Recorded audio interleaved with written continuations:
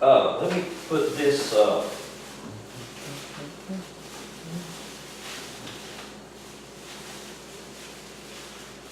know, y'all are familiar, and people who watch this on YouTube or hear the CDs or wherever they get it, get familiar with this, but it seems like to me the more familiar we can become with this truth, it's like, to me, I'm excited that I see a lot of things, like I'm telling you about this particular guy who holds so many Guinness World Records, and this health doctor that you've found, and others. It's just coming, it seems like there's just a lot of stuff coming forth that's assisting us with the information, because the lack of information, like Isaiah and Hosea tells us very clearly, is ignorance that destroys us, or it's ignorance that keeps us in bondage. And I say this a lot, that the religious community has sought to keep us ignorant. I don't know if that's on purpose or if it's out of their own ignorance that they keep us ignorant, to keep us locked into a set of belief systems. And when I talk about religion, I would like to try to discipline myself to say, really, I'm referring to false religion, because true religion will tie you to your source, which is God. God is our source. It's our energy. It's our power. It's our all that's in all, and that's what true religion was about. But I think that as a result of the Nicene Creed and the Council of 325 to form the Catholic Church, that they begin to bind us through false religion. And those religions are belief systems that don't serve us, but we have been told that they do. They keep us in bondage. They have created, in my understanding and how I can see it, for me I see it very clearly, they have created a God that is not God, but they have created an entity that is more anthropomorphic than it is anything else. It's more like the carnal nature of man, and that carnal nature of man is filled with anger, it's filled with wrath, it's filled with jealousy, it's filled with greed, they have created a God like that. And so they have manipulated and translated scriptures to make it appear that that's how, that this system or this energy or this, we have called it now person, because we made God in man's likeness, rather than to realize we are made in the likeness of this energy, this essence of all that God is. So for me, I go back to the ancient Hebrew or Kabbalah, which is the same thing, and I see this energy in its pure light, or in other words, in pure religion, as opposed to false religion, which I'm not trying to teach a set of belief systems, and I hope that people don't think that I am. I'm not. I'm really trying to show the truth of what the ancient things were showing us, and that's just unveiling the energy, the essence, or the power of what God is. And if I can see that, or if I can assimilate that in myself, then I can release that power and be a part of that power myself. And that's what I long to try to share, is in my teachings, or what that I do. So I want to put this on the board, and this again is called the Kabbalah, the Kabbalistic tree. And as we talked about a few weeks ago, I said that this is the true 3-in-1. And the reason I say that, this is light, and from light, I don't think that anybody would really argue with this. From light emanates. That word emanate is used in the King James Bible 10 times. It's used 10 times in Genesis chapter 1. It's used 10 times, and it's always used as this word right here. Said. And so we would have the idea, the way that it's translated, we would have the idea that this anthropomorphic character we have been taught to believe is God is somewhere up there in the sky, or in the universe, somewhere out there, and he's going, light be. Or ever how he said it, be. I mean, ever how God does it with his big, deep, mellow voice, you know, however how. And that's but actually the word means to emanate. And to emanate just simply means a release of energy. And the only way I can see it, or one of the better ways that I see this, is just exactly like if we took and we've seen pictures of the sun, and in those pictures of the sun, we saw this burst coming out of it. You know what we call it? Sun rays. As I said, you know, those emanate. In other words, because of the energy, the power of what this is, sun, it just emanates out of itself. It just spews it. It's just exactly like if you've seen a huge spring, the water just emanates, it comes out. So that's what that word said means. It means to emanate. It's not like God has vocal cords, because that's the idea that we have, because we created God in the image of humankind. And in that image of humankind, of course, we've made that God filled with wrath. He's angry. You do something wrong, he gets mad. Right? I mean, if you don't do what he said, bless God, he'll kill you. I mean, that's how they have promoted that. And, you know, I remember, gosh, years and years and years ago, when I first started this path that I'm on now, I grappled with all of that. I couldn't grasp that, because I didn't have a prior vision of that. I hadn't gone to Sunday school enough as a child to be taught in Sunday school to believe what the preacher said out in the big room was the truth. You know? So I had a problem grappling with it. So this in the Kabbalistic tree is the 3-in-1, and this is called this is the main number 1. This is the source. It's called Keter in Hebrew, or crown. So it's referring like the crown, the top of your head, the crown. And basically that's what it's referring to. And out of this light, emanation, using the word said, emanation, Genesis chapter 1, this power energy that's coming out of that, out of this light comes this very thing right here, life. And so that's not complicated. That's pretty well self-explanatory, and we can use the sun, S-U-N, as a symbol, and realize that in symbology, it's not the thing that we're saying that it is. It's a representative of the thing that we say. If we say the sun is that's all powerful, something happens to our sun, then did something happen to that's all powerful? And the answer is absolutely no, because there's only one sun out of what? Quadrillions of suns.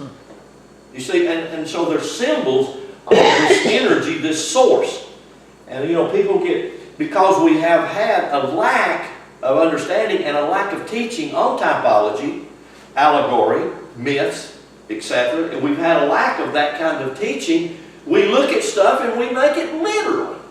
And when we make it literal, we reduce it, or we dumb it down from what it actually is. And I know that should not be complicated, but many times it is. And out of the light and out of the life is produced, because you can't hardly look at life coming forth and not feel something inside you. You can't hardly look at a newborn puppy or a kitten, especially a newborn baby of any kind. And what do you feel? You can't not feel love. So those are the major ingredients. And in these major ingredients, this is the 3-in-1 that makes up the astrological wheel of this energy that we call God, the source, the power. And that's exactly what all that is. It is not force, it's power. And there's a tremendous difference in force and power. Force is where you get enough, either men or people together, to make something happen. And that's the thing about this energy, life, and love. It does not make anything happen. It has the power in it to allow everything to happen. And so, therefore, in its power, it's creative. It can create chaos through us because that's what we are wanting, or that's what we are looking for. And we can be doing that ignorantly. In other words, what am I saying? I'm saying we can create the chaos that's in our life, and we do, by the power of this energy. And it does. It just does it through us because it's not prejudiced. It's not up there judging. That's an anthropomorphic idea that we have been given of God. That He's up there judging everything you do. So if you make the least little mistake, He saw it and He wrote it down. And you are caught red-handed, bless God, and you're going to pay for it. You know, even if you made that mistake as an accident, or if you made it on purpose, it doesn't matter. He caught it, He got you, and so there you go. And religion's filled with that. You know, religion's filled with this do's and don'ts. If you do this or you don't do that or da-da-da-da-da, and they got you. They'll nail you to the wall.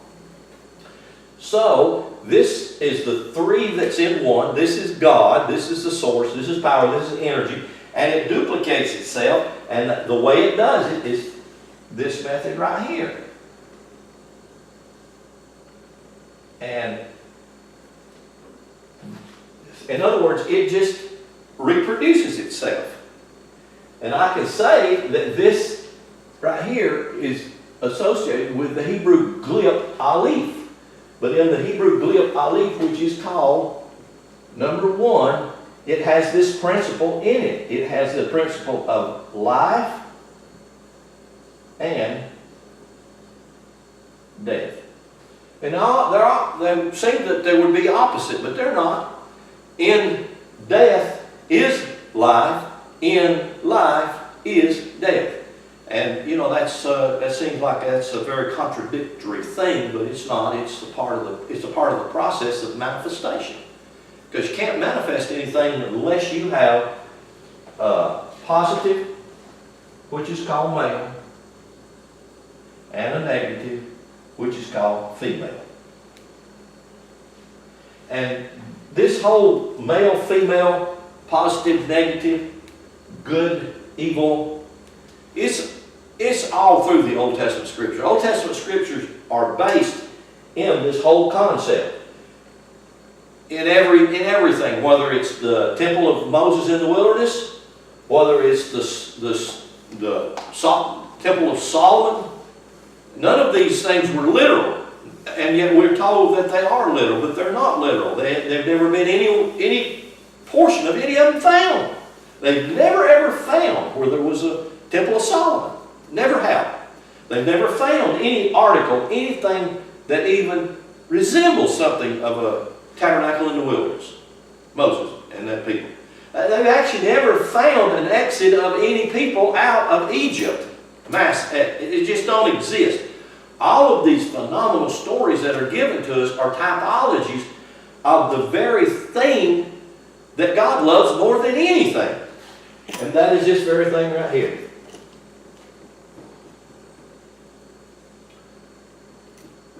That is the temple.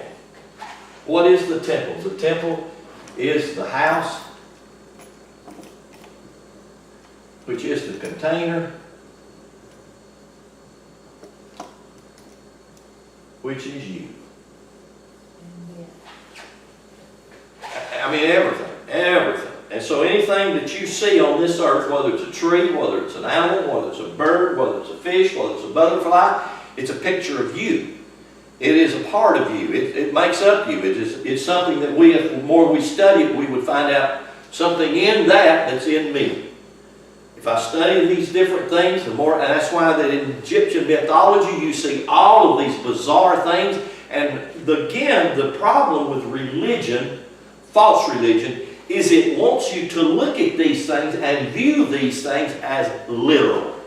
And that's where we get so far off the track, is looking, like for instance, if you go out and you see this character that looks something like, something sort of like this, and then it comes up and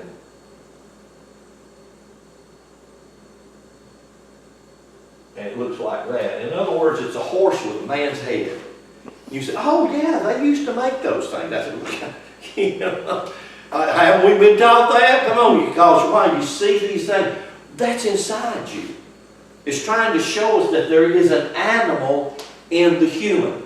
Or it's trying to show us, well, it could have a bird's head on it, or a bird's body with a man's head. All of these different pictographs are showing us the different aspects of who we are as the temple, the house, the container that we are. And we have all of these tremendous abilities, all these things that God has put inside us and given us so that we can be the phenomenal temple and character that we are designed to be.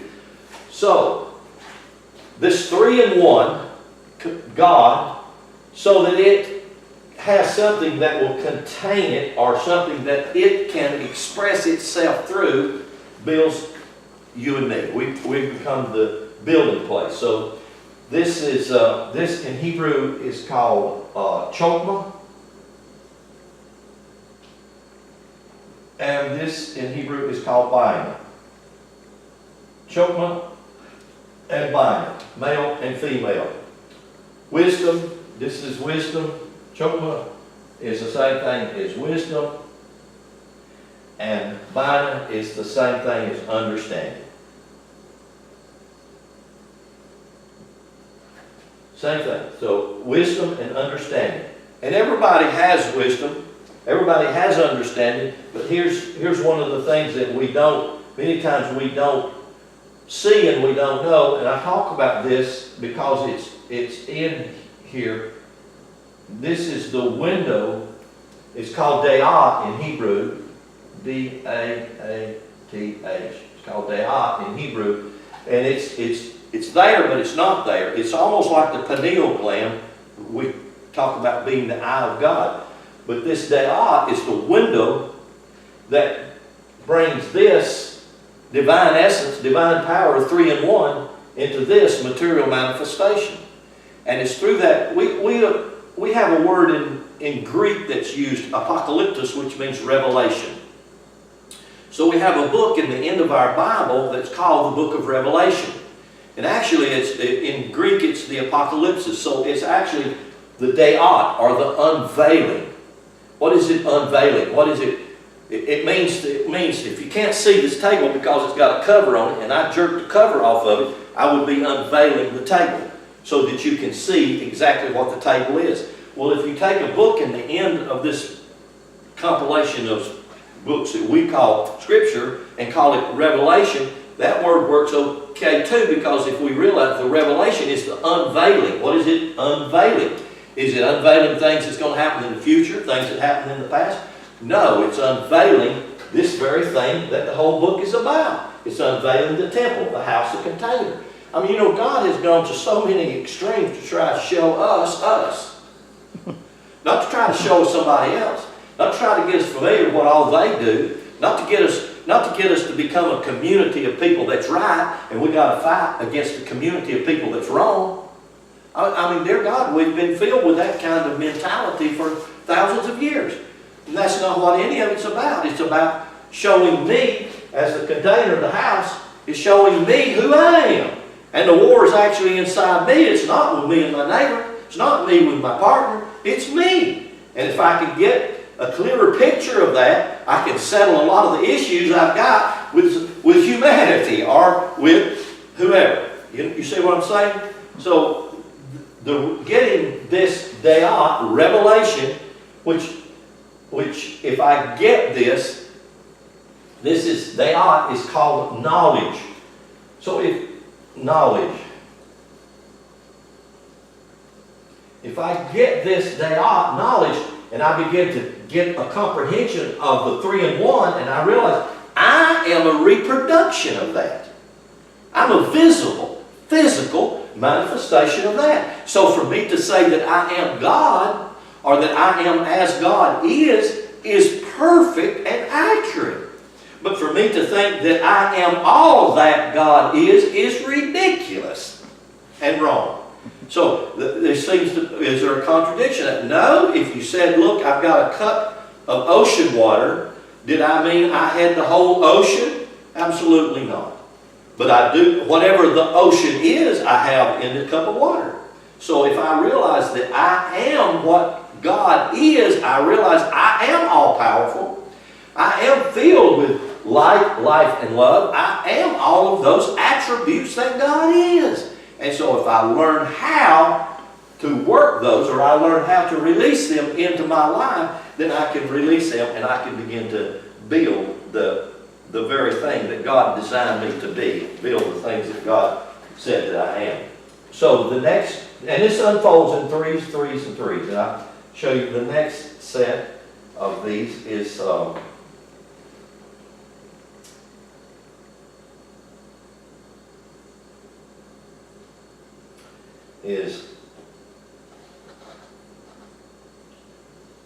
just the same thing. Just do it over again.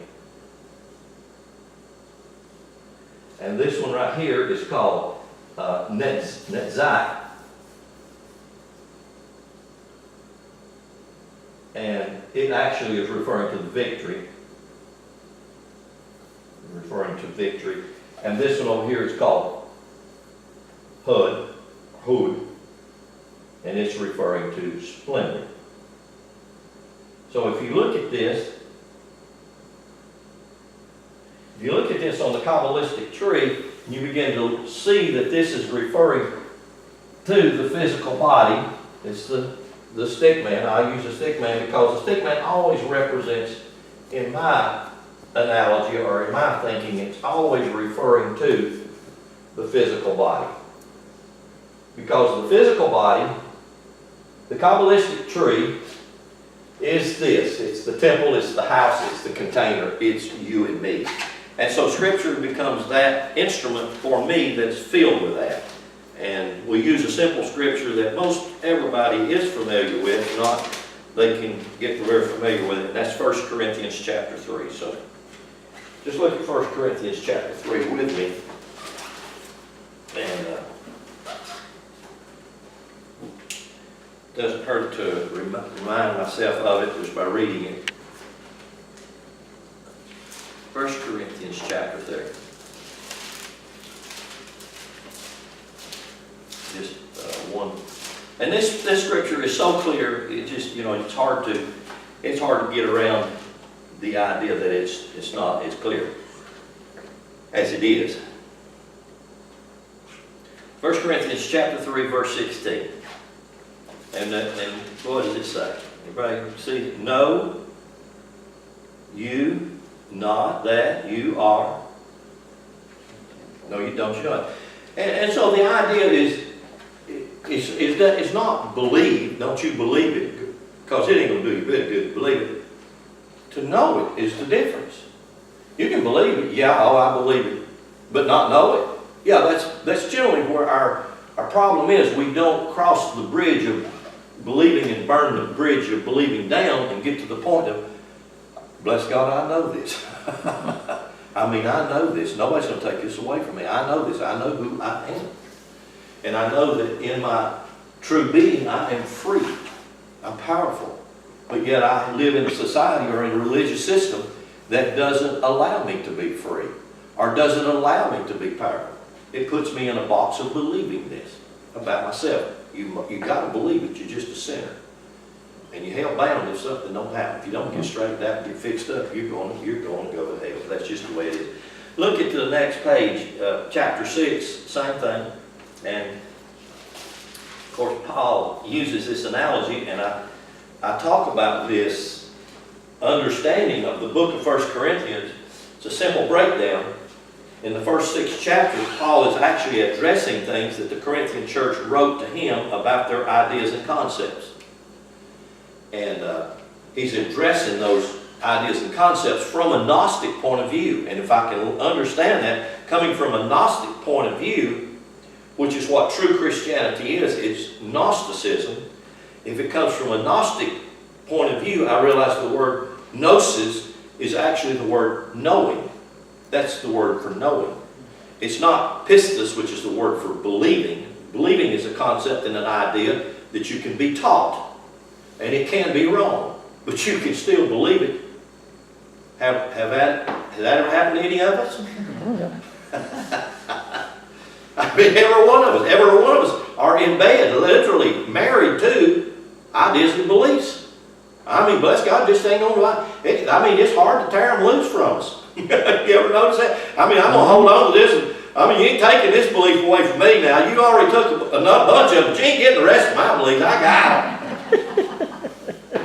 We're turning loose of those things and coming on to this place of knowing. That's a place of freedom. That's a place of really beginning to be this right here. I'm really beginning to be this. And look what Paul said. And again, the first 6 chapters of the book of 1 Corinthians is dealing with concepts and ideas, beliefs that the Corinthian community had held on to. And many of the things that Paul says in the rest of this book have to deal strictly with the concepts and ideas that the Corinthians believed. It doesn't have anything to do with the Old Testament. Like, for instance, he said, tell the women to sit down and be quiet and shut up. And that's not something Paul quoted from the Old Testament. That's not something that Paul said, thus saith God. Tell the women to be quiet and shut up. That was a belief system that they had in that culture. And Paul, he does the same thing. Like if you see, look at verse 19, chapter 6. And what is the first word? What? What? And that's kind of, if you look at how that is said, I want to show you another place right here about this particular word, or this how it's used in this book. Look at chapter 14. Look at chapter 14 and verse 36. And what's that word? Lay it. Huh? Wait, what'd you what? Chapter 14, verse 36. Oh, I'm sorry. What? What? Now I want you to get the idea of what Paul is saying. He's reading their letters and concepts and ideas that they have had, and then he's quoting them back, and then he says, what? You kidding me? You believe that? That's your problem. That's exactly your problem. Let me just look at it. Look at verse 34. Let your women keep silent in the gathering, for it's not permitted for them to speak. They are to keep their mouths shut and be obedient to what saith the law. I challenge anybody to find that in the law.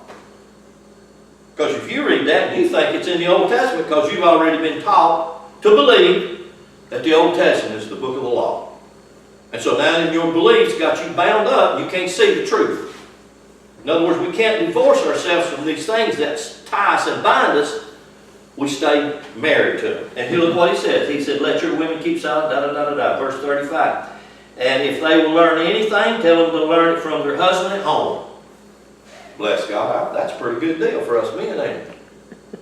Shut up. Cook supper. I got to take it now. Fix it. Let me know when it's done. Look at this. He said, and if they will learn anything, let them ask their husbands at home, for it's a shame for women to speak in the church. What?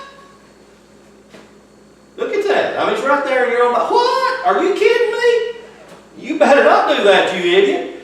You ain't going to get no supper, and you're going to sleep in the next room for the next week or 2 or 3.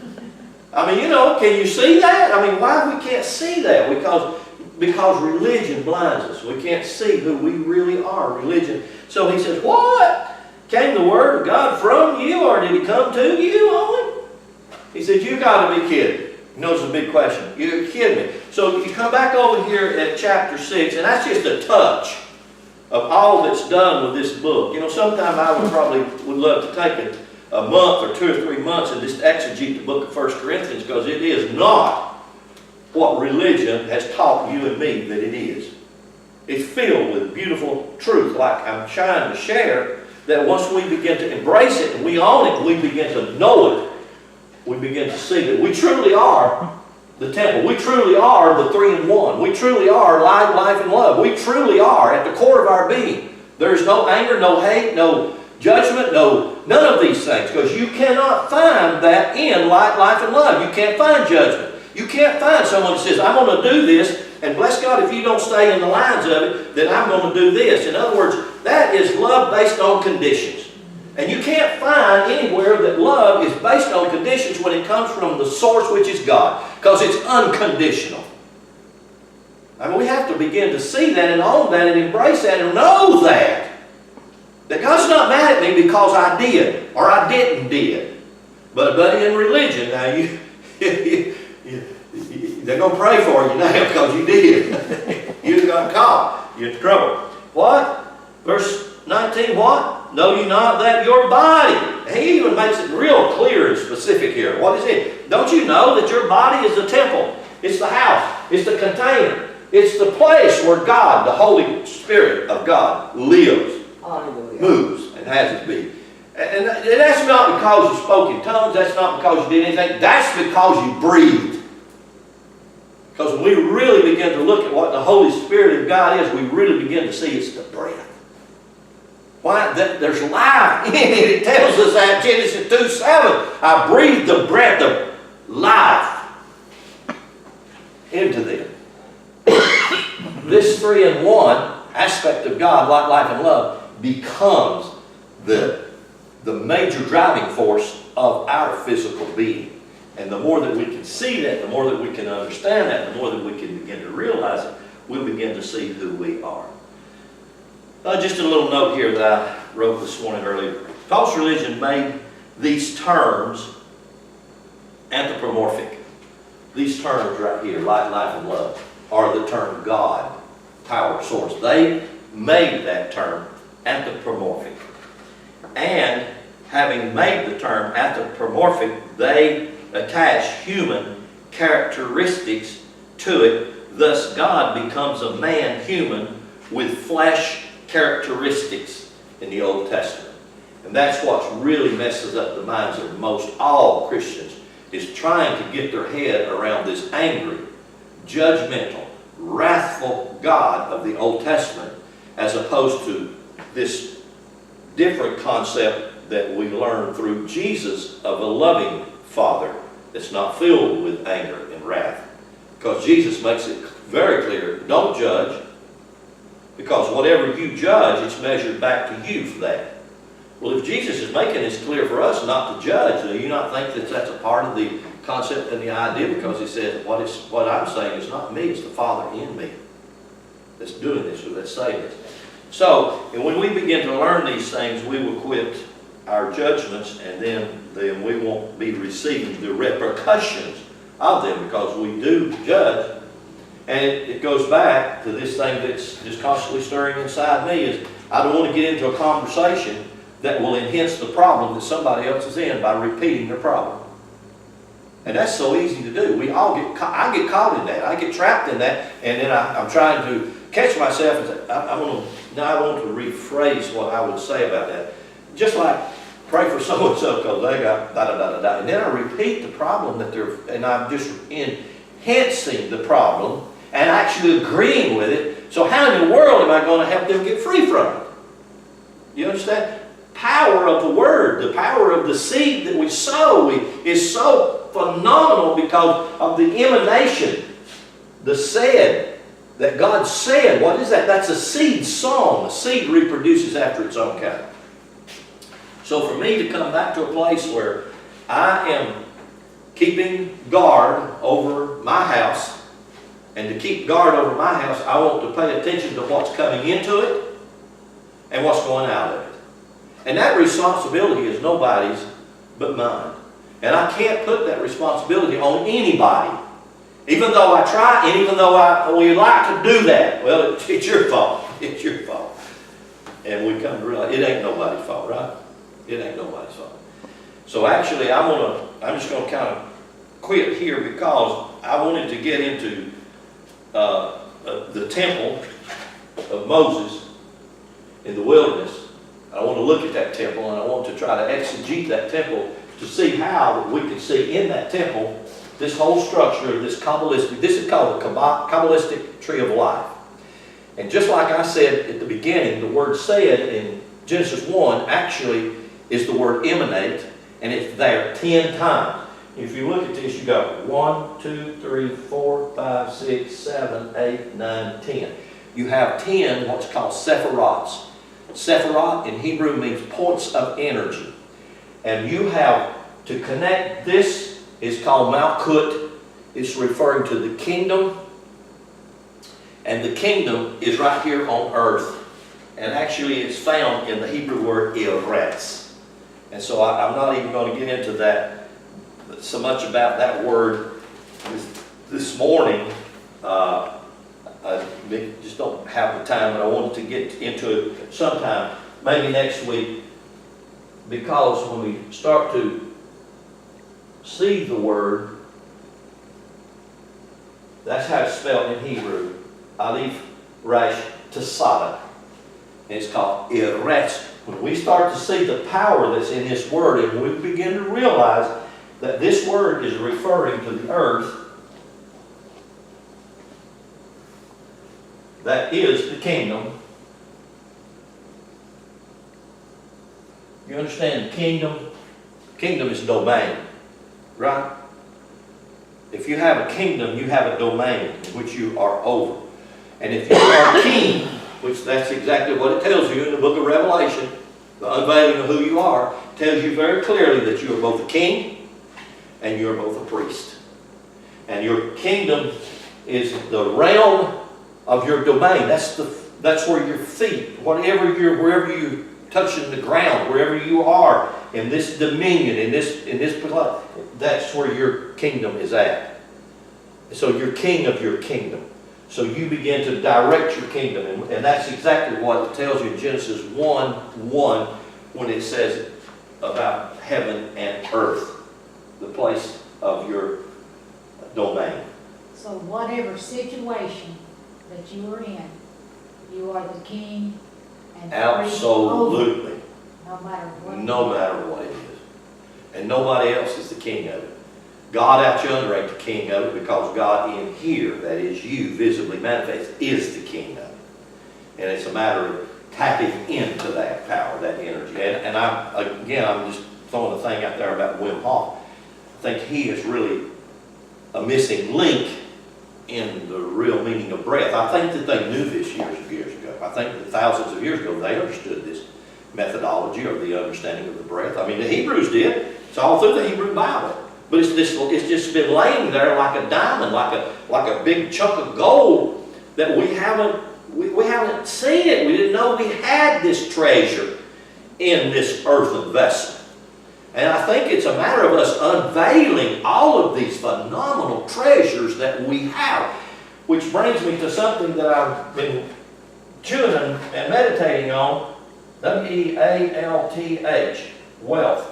I think that the thing that everybody longs for is wealth. And wealth is not necessarily having all the money that you want, because a lot of people who have all the money they want don't have the help to go with the money that they have.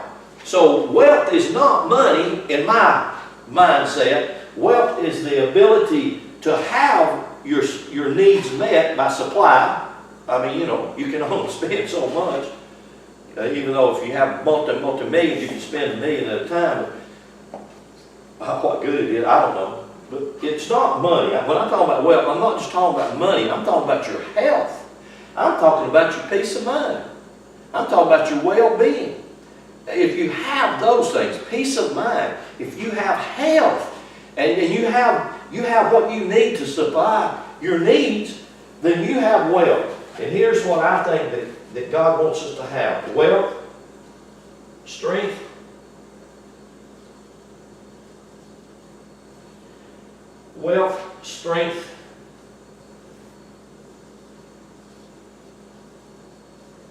and happiness. Happiness. I think that's a part of our constitutional right, the pursuit of happiness.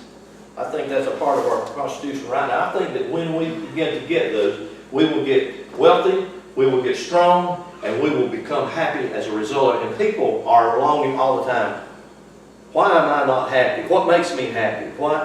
Happy is not something somebody does for you and something somebody does to you. Happy is something that's within you. Happy is within your very being. And so I think that when we begin to find all of these different things that we're looking for, we will solve many of the, what we call, issues of our own life.